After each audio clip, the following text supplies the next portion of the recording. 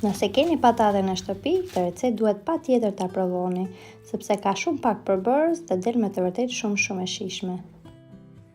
Si fillim do ta duhen 6 patate. Patatet janë mesatare, të cilat do t'i prem në formë kubike, siç e shikoni edhe tek video.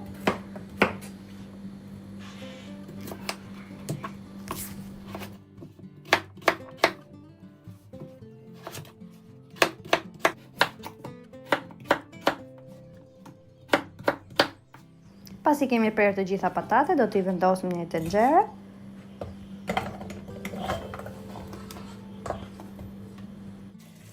Sipër do t'i hedhim ujë të nxehtë derisa të mbulohen patatet.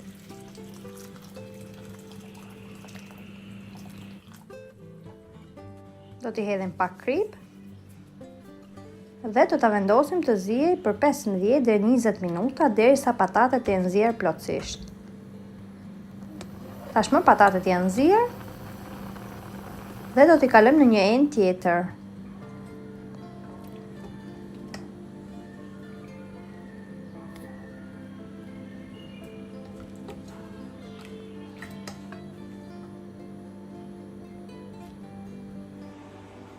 Do t'i shtypim mirë derisa të bëhen pure.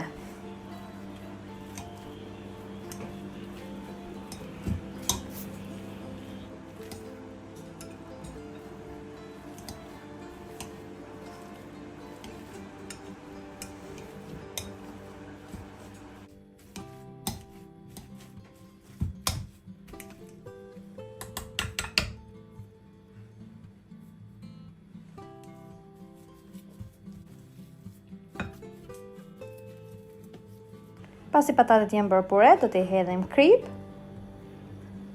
rozmarin, piper të zi,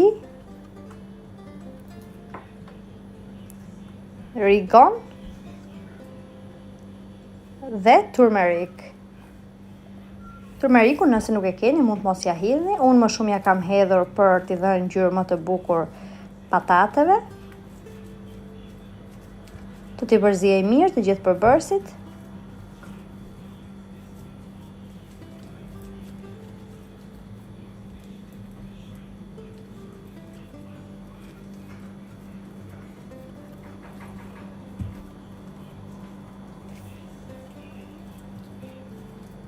Tashmë, siç e shikoni, janë përzier mirë.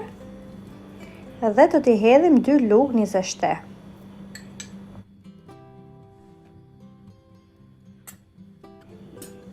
Do ta përziej mirë derisa patatet të bëhen në formë brumi që të mos ngjisin tek duart. Nëse ka nevojë për më shumë nizeshte, mund t'i hedhni më shumë.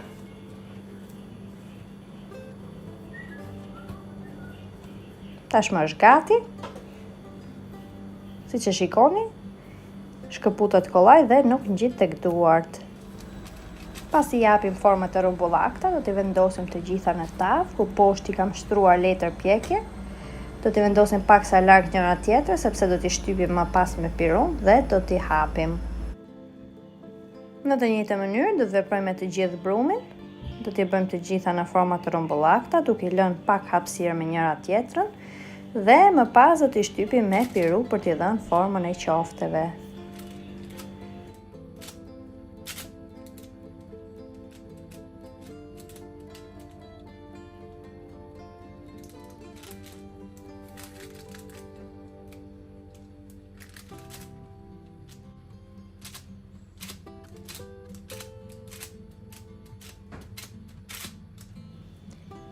Pasi kemi hapur të gjitha, sipër do t'i spërkasim me pak vaj.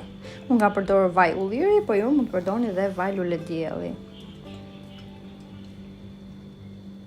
Do t'i vendosim në furrë të parangruar me 250 gradë për 20 minuta, derisa patatet të bëhen krokante. Më pas do t'i nxjerrim nga furra dhe do t'i hedhim sipër djath kaçkavall. Unë në fakt i hedh gjithmonë djath kaçkavall, nëse dëshironi mund t'i hani dhe ashtu siç janë, sepse janë dhe ashtu shumë të shijshme.